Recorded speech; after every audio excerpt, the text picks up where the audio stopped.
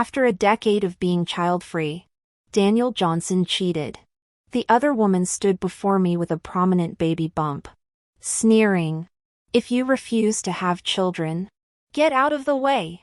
My mind drifted. Why had I proposed remaining child-free all those years ago? Oh yes. During our premarital checkup, Dan had been diagnosed with congenital infertility. To protect his dignity, I'd hidden the medical report and lied about disliking children to suggest child-free living. Dan wore that familiar guilty expression. "Emma, I love you, but my parents are getting older. I truly want a child now." I calmly signed the divorce papers. Though I did wonder, when should I mail him that hidden medical report? The other woman was Sophia Lee, Dan's new receptionist fresh out of college. All youth and beauty. Her coffee shop ambush didn't surprise me. Cradling her swollen belly, she hissed, "Since you insist on being child-free, stop dragging Dan down. If you won't give him children, get lost." The déjà vu made me dizzy. Why had I really suggested child-free living? Oh right, that damning fertility report I'd buried to spare Dan's pride. My gaze dropped to Sophie's latte. Pregnant women shouldn't drink coffee. Try milk instead. I left without another word. At my childhood home, I unearthed the medical report from its hiding place. $40 bought an online doctor's confirmation, untreatable. My parents stared bewildered as laughter bubbled from me. I'd known about the affair for months. Dan's sloppy cover-ups, sudden phone passcodes, phantom overtime, lingering perfume notes, lipstick under car seats. Those glowing screen notifications, "Miss you red heart from work assistant." His erratic schedule left me waiting outside dark offices. Unanswered landline calls echoing. Confrontations brought gaslighting. "Stop controlling me. It's work expenses." His parents' baby pressure met silent complicity now. Even private jabs, "Your stupid child-free nonsense made mom nag me." That night he reeked of hotel soap. I confronted him, "Is Sophie's baby yours?" His eyes darted like trapped rats. "Who told you? Don't be paranoid." The high-rise apartment lease and overheard phone whispers, "I'll leave her soon." "I promise," confirmed everything. 10 years of marriage had eroded our passion through mundane routines, parental pressure, and his mounting contempt. The last thread, our mutual child-free pact, snapped when Sophie's belly appeared. Over Tuesday meatloaf. I dropped the bomb. Sophie visited me. Dan didn't flinch. His icy O hung in the air, dripping with long-rehearsed indifference. I slid the medical report across the table, watching color drain from his face as realization struck. His precious heir couldn't possibly be his. He had been waiting for this moment for years, a fresh start and impending fatherhood within reach. That drawn-out oath from him dissolved my last shred of hesitation. "Let's get divorced," I said. Dan and I began divorce proceedings. I didn't claim the house. He liquidated half our assets, combined with joint savings totaling $3 million. This likely drained his small company's operating funds. Throughout negotiations, he kept insisting our DINK lifestyle had destroyed the marriage, implying his affair was my fault. If you'd agreed to have children, he detailed his pressures as an only son, parents threatening suicide. His torment between filial duty and marriage all meant to guilt-trip me into concessions. During asset division, he nickel-and-dimed every cent, hinting at cash flow issues while appealing to sentimentality. The $3 million settlement emerged after days of grudging calculations. His urgency to finalize paperwork betrayed eagerness for new beginnings and callous disregard for the past. On divorce day, Dan said, "Emma, I loved you, but my parents are aging, and I truly want a child." His entire speech implied the affair wasn't his fault. I expressed perfect understanding while anticipating his eventual reckoning. Sophie waited outside the courthouse, deliberately arching her pregnant belly when Dan emerged. The marriage license number slip in her hand came from the adjacent registry office. "Easier for the baby's paperwork," Dan explained when he noticed my glance. I laughed. No need to justify. Congratulations, I said to Sophie. Dan smiled gratefully. Thank you, Em. Sophie snorted, dragging him away. Can't you hear them calling our number? Watching them enter the marriage bureau. I hailed a cab straight to the airport. Newly divorced. I'd resigned from my job too. Wealthy. Single.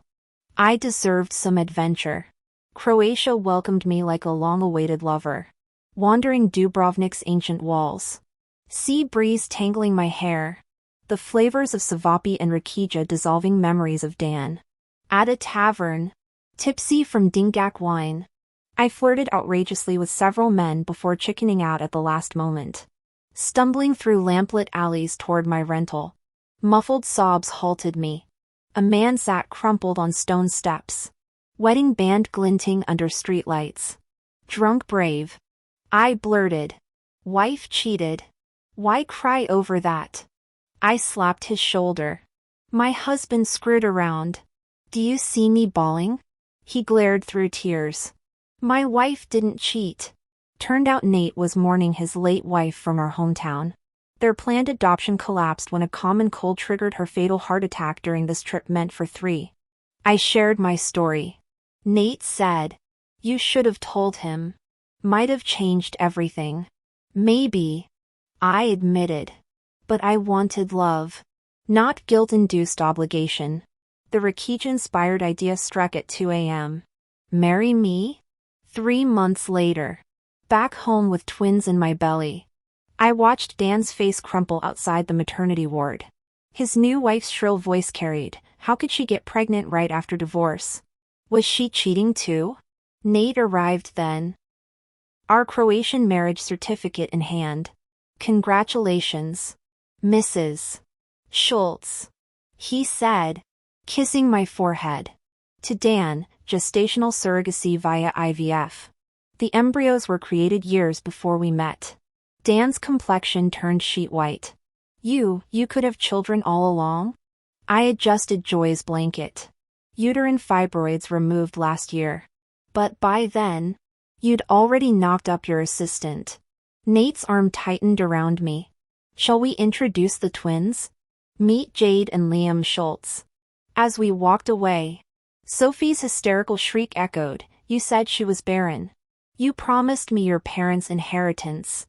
At the elevator, Nate chuckled. Remind me why we came here instead of staying in Dubrovnik? I smiled down at our sleeping daughters. Some stories need proper closure. The doors closed on Dan's shattered life, mistress demanding DNA tests. Parents disowning him. Business collapsing. Meanwhile, our Zagreb wedding photos glowed on my nightstand. Nate's laughter warming the nursery as he rocked our son. Sometimes karma needs a nudge. Sometimes all it takes is one drunk night comforting a stranger in a foreign alley. Sometimes you find forever where you least expect it, between lost love and newfound family. Between heartbreak and hope reborn. Moreover, as the child grows older, they need a father figure in their lives. Even if it's just for show. Running into Nate Schultz tonight sparked a wild idea. I laid out my proposition, marry me temporarily until all the child's legal paperwork settles. Then we'll divorce. Since you and your wife want to adopt but can't as singles here, we'll help each other. Extending my hand, I asked, deal? After a minute's consideration, Nate shook my hand. Pleasure doing business. Nate returned to the States while I remained in Croatia. My criteria for the biological father, Chinese heritage. 6 foot tall. Ivy League pedigree. 3 months abroad transformed me from solo traveler to expectant mother. Jet-lagged yet determined. I faced my parents' interrogation the moment I landed. You reckless girl. Mom exploded. Making life-altering decisions without consulting us? Raising a child alone? Do you know how demanding that is? That bastard Dan wasn't worth destroying your life over. Just because he's having a kid with his mistress. Pregnancy brain made me blurt. Dan's baby isn't actually his. The room froze. What? Dad's coffee cup halted mid-air. No turning back now. Dan has zero sperm motility. Incurable. Doctors confirmed it. Mom's mouth opened and closed like a goldfish before she burst into tearful laughter. Karma's a bitch. When are you telling him? Patience. I stroked my bump. Let him bond with that child first. The deeper the attachment, the more devastating the DNA test will be. The courthouse wedding with Nate felt more corporate merger than romance. We signed prenups and legal agreements. Mom sighed. You two act like business partners. Why not make it real? Nate's decent. Absolutely not. I shut her down. This marriage exists for practical reasons: legal parentage, school registrations, avoiding illegitimate child stigma. Nothing more. Dad pragmatically noted. At least our grandchild stays in the family. We'll treat Nate's clan as distant relatives. I high-fived him. Meeting Nate's adoptive daughter changed things. The 5-year-old cardiac patient reminded me too much of Liv, his late wife. When he mentioned Olivia, grief still raw in his voice, I offered no comfort. Emotional boundaries were crucial for our arrangement. At my third prenatal checkup, fate intervened. Dan practically floated down the hospital corridor, crowing into his phone, 7.5 pounds. Healthy boy born last night. Spotting me, he puffed up. Emma? Here for fertility treatments? His eyes darted to the assisted reproduction sign. Just routine exams. I smiled. Congratulations on your son. His smirk faltered as I walked away, hand protectively over my womb. Let him enjoy his borrowed time playing daddy. Every diaper change, every midnight feeding would make the coming revelation sweeter. As he spoke, his eyes held equal parts sympathy and pride. I nearly choked back a laugh. You're right. But even with advanced medicine, some conditions remain incurable. Like his congenital infertility, or this habit of making things up. A decade of marriage meant Dan and I shared overlapping social circles. Through mutual acquaintances, I learned he'd thrown extravagant full moon celebrations with luxury perfumes as party favors. My social media feeds flooded with photos Dan's parents beaming at their long-awaited grandson swaddled in gold-embroidered silk. Sophie's slender frame still perfectly proportioned beside Dan. I sighed, rubbing my own swelling belly. Youth truly was wasted on the young. After prenatal yoga class, I joined other expectant mothers for mall browsing. There he stood outside the baby boutique, Dan himself, gaping at my visible bump and newly purchased bottles. You're pregnant? His voice cracked. How far along? Why didn't you tell me? Dan. I replied coolly. We divorced 6 months ago. This 4-month pregnancy has nothing to do with you. Rolling my eyes, I added. Like I said, making things up is a sickness. The timeline realization washed over him in crimson waves. His expression shifted from shock to fury. Married and knocked up 2 months post-divorce? Impressive work. Please. I scoffed loudly. You filed papers with your pregnant mistress the same day we split. Don't play victim now. Curious shoppers turned as Dan stormed off. A chorus of "You go, girl," and approving whistles following his retreat. Peace settled over my nesting period. Nate finalized his adoption of Joy, the name Liv had chosen, hoping their daughter would grow strong as oak. When Joy recovered from surgery, I sent sunflowers via delivery. At 8 months pregnant, my father pored over baby name books while my mother earned her doula certification. When labor finally came, I cradled my son through sunrise contractions. Nate's silver bracelet gift arrived by courier. My mother's unspoken questions dissolved when the baby cried for attention. We'd agreed to finalize our own divorce after my recovery. But before paperwork began, news arrived: Dan and Sophie's marriage crumbled over supplier kickbacks and defective products costing over $1 million. My source explained, Sophie's demanding more child support in exchange for custody. Dan's parents are desperate for that boy. This could get ugly. I smiled. stroking my newborn's cheek. With their obsession over lineage, the Johnsons would move mountains for custody. All I needed was patience. Let them exhaust themselves in court while I savored this perfect moment, my child's breath warm against my chest. Sunlight painting gold patterns across our hospital blanket. After completing my postpartum recovery, Nate and I filed for divorce. We just needed to wait out the month-long cooling-off period before finalizing the paperwork. With that settled, I began planning my new life. The $3 million from the divorce settlement was dwindling fast, nearly $300,000 spent on international travel, medical procedures, and postpartum care. After discussing with my parents, we put $2 million toward a down payment for a new home, leaving $70,000 for living expenses. Instead of returning to traditional employment, I leveraged my professional network to freelance as a translator, allowing flexible hours to care for Lee and manage household needs. Lee was already crawling around when I heard through the grapevine that Dan and Sophie still hadn't divorced. Apparently she was pregnant again. My original plan had been to send Dan the damning fertility report after he secured custody post-divorce. Since that wasn't happening, maybe I'd wait until their second child's birth. Rumor had it Sophie quit her job after the kickback scandal, transforming into a pampered socialite spending her days at spas and boutiques. Dan worked brutal hours to recoup financial losses. I simply smiled at these updates, too absorbed in the joys of motherhood. Lee seemed to transform daily, yesterday a sleepy newborn, today a mischievous explorer. When he started wobbling upright while babbling mama, Sophie's second child was nearing its 1-month celebration. The digital invitation from Dan's social media feed caught my eye. I noted the time and location, ready to end this chapter. On the day of the full moon celebration banquet, I dressed carefully in a new cocktail dress, applied flawless makeup, spritzed perfume, and carried an elegantly wrapped gift box with satin ribbons.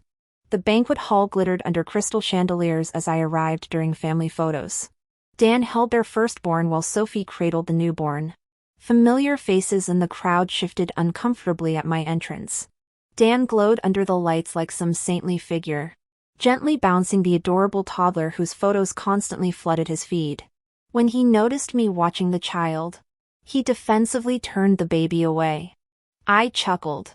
Under Sophie's dagger glare, I handed Dan the gift box. A present for you. He moved to pass it to Sophie until I stopped him. Open it yourself. Right now. You'll want to see this personally. After struggling to peel the clinging toddler off his neck, what a devoted father, he opened the box. The yellowed medical report fluttered in his trembling hands. I watched his expression cycle through confusion, disbelief, then volcanic rage. That single page obliterated his entire narrative: the legacy-driven pride, victim mentality, and celebratory facade. The infertility diagnosis was his all along. M had been his scapegoat for a decade. The real villain and fool stood exposed before his entire social circle during what should have been his triumphant moment. His panicked glance sought confirmation from me, finding only calm certainty. Humiliation burned through him as reality crashed over the crowded room. The slap echoed through sudden silence. Sophie stumbled back, cheek flaming red. "You bastard!"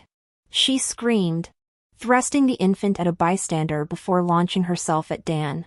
Their brawl sent both children wailing as guests scrambled to intervene. I sipped my champagne, savoring every vulgar insult Dan hurled. Two-timing whore, leg-spreading tramp, marveling at his extensive repertoire of misogynistic slurs. Poetic justice never tasted sweeter. Sophia Lee had just gotten her nails done, those long acrylic claws raking across Daniel Johnson's face, leaving several bleeding scratches in moments. "How dare you hit me? I'll kill you!" she screamed with hollow bravado. But being a woman who'd recently given birth, her strength quickly failed against Daniel's drunken rage. The sickening sound of flesh hitting flesh soon drowned out her shrieks. Others at the scene finally snapped into action when they realized Daniel might beat her to death. His buddies wrestled the thrashing man off her.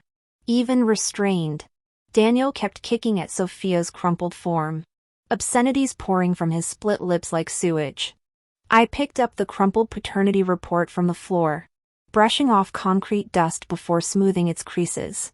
Without a word, I placed it in Mrs. Johnson's trembling hands. 3 steps toward the exit. A heavy thud echoed behind me. The matriarch had collapsed. I didn't turn back. The landmine I'd buried 10 years ago finally detonated today. And what a spectacular explosion it made. Mrs. Johnson was rushed to the ER for hypertension. The restaurant staff, fearing liability, called emergency services for Sophia, who'd been left moaning with a broken rib. By the time Dan was released after 5 days in holding, Sophie had already been coerced into signing a forgiveness affidavit from her hospital bed.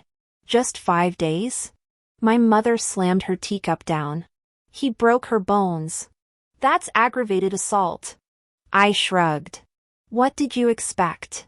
They're married. With that affidavit, the police's hands are tied. That idiot should have made Dan rot in prison. Mom fumed. Walking cuckold raising another man's bastard. And she just takes it? I almost laughed. Sophie's promiscuity was one thing, but her real shackles came from the leeches she called family.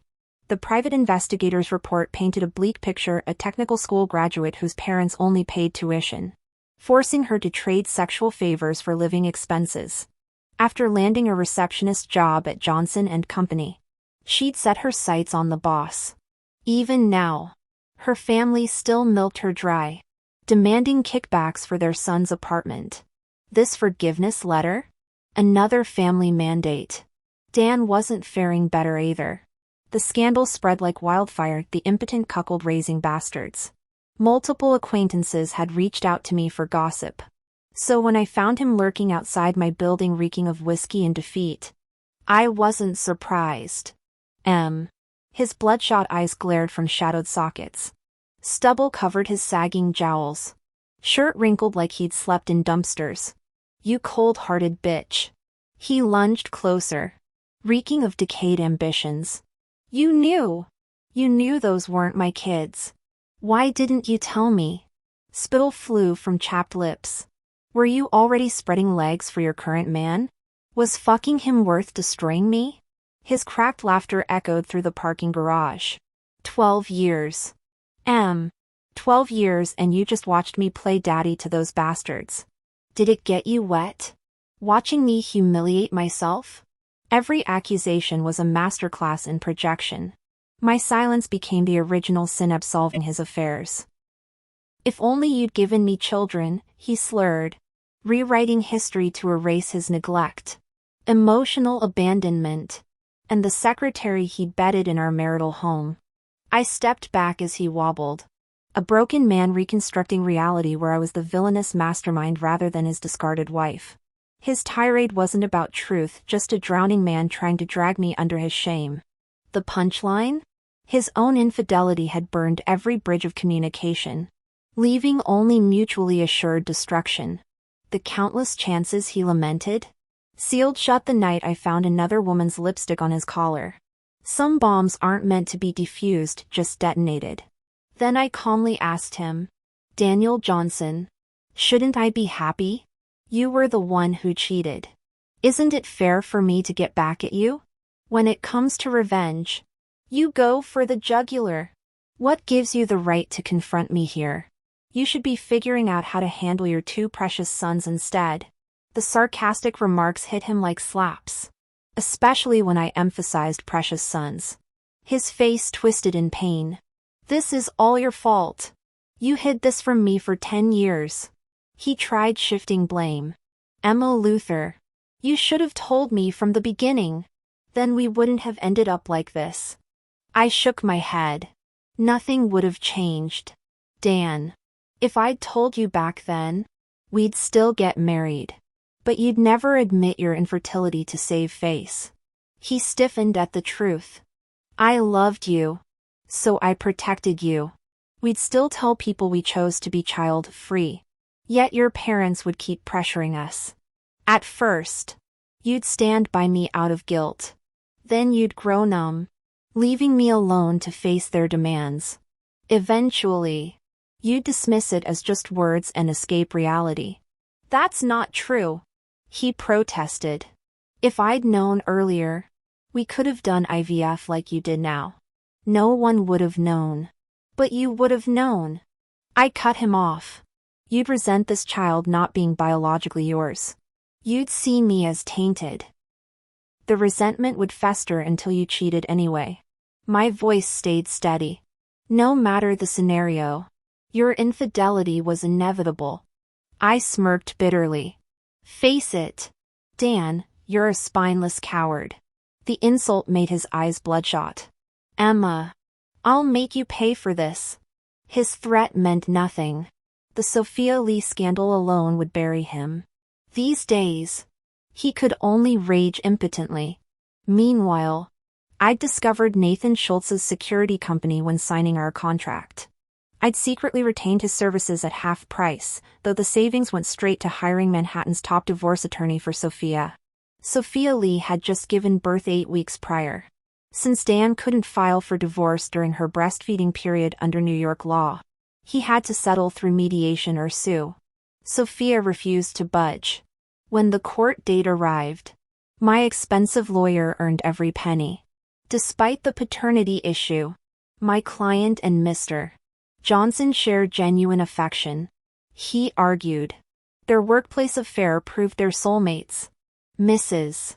Lee has cut ties with other partners, clearly preferring Mr. Johnson. Even after his company's financial disaster, their intimate life thrived, as evidenced by these purchases. He presented receipts for nurse costumes, flight attendant outfits, lingerie, and all sorts of kinky toys. The Johnson family adored these children emotionally and legally before learning the truth. Under New York's presumed paternity laws, these boys remain his responsibility. The judge agreed, denying the divorce petition. I devoured 3 helpings of pasta while reading the verdict. Sophia played her part brilliantly too, kneeling outside courthouse with both infants, publicly begging Dan, "I'll do anything. You're their only father." Her older son reached for Dan, crying "Daddy." As cameras rolled, comment sections exploded. Sterile guys should be grateful for free kids. Blood doesn't define family. Keep the children. Ditch the homewrecker. I scrolled indifferently while Mom watched the spectacle like daytime TV. Sophia mastered the court of public opinion. Me? I preferred operating from the shadows. What impressed me most was that in Dan Johnson's video, he shouted, "I'll forgive you if you die," though it was clearly a heated outburst. Sophie Lee actually dashed into the street. The car screeched to a halt, but she still ended up with a broken leg and a ruptured spleen. Netizens branded Dan a murderer, forcing him to grudgingly cover her medical bills. When Nate Schultz called, I laughed until tears streamed down my face. Wait, what? A parent-child field day? Jade's in elementary school now? She's being excluded. On parent-teacher conference day, I dressed meticulously. Thanks for doing this, Nate murmured awkwardly. It's part of our agreement. I shrugged. Jade had blossomed since I last saw her, her rosy cheeks proof of Nate's care. I pinched her cheek playfully. Whose little princess is this? She giggled shyly. Call me Aunt Em. Holding Jade's hand, I strode into the school with Nate trailing behind. Curious kids swarmed us. Are you really Jade's mom? Yep. I flashed my phone wallpaper, a freshly updated photo of us together. Why haven't we seen you before? Business trips. I handed Jade chocolates to distribute. After the games, Nate mentioned her social life improved. I started occasionally picking her up from school. The bright girl knew I wasn't her real mother. But every child craves maternal affection. I didn't mind playing the part. I did remind Nate privately, when Miley needs a father figure later. You're up. Beyond that, we kept our distance. My mother sulked when she found out. But I'll never marry. I'm not opposed to romance, just upfront about wanting relationships without rings. By the time I split with my third boyfriend, Liam was in preschool. The Johnson-Lee divorce finally happened. After that first hit, Dan kept beating Sophie whenever frustrated. She capitulated, their eldest child staying with him while she kept the younger. Destitute and abandoned, Sophie returned to trading her body for survival. Dan's pathetic attempts to hide his failed dates and lingering ties with Sophie were laughably transparent. Friends whispered they still hooked up. Neighbors spotting Sophie at his place overnight. Trash will always crawl back to the dumpster. Frankly, I'm amazed he didn't catch something sooner. Mom cornered me after dinner months later. Eyes gleaming. Dan's HIV positive. That mistress infected him on purpose, they're tearing each other apart. Karma's a dish best served contagious. I filed it under Schadenfreude trivia.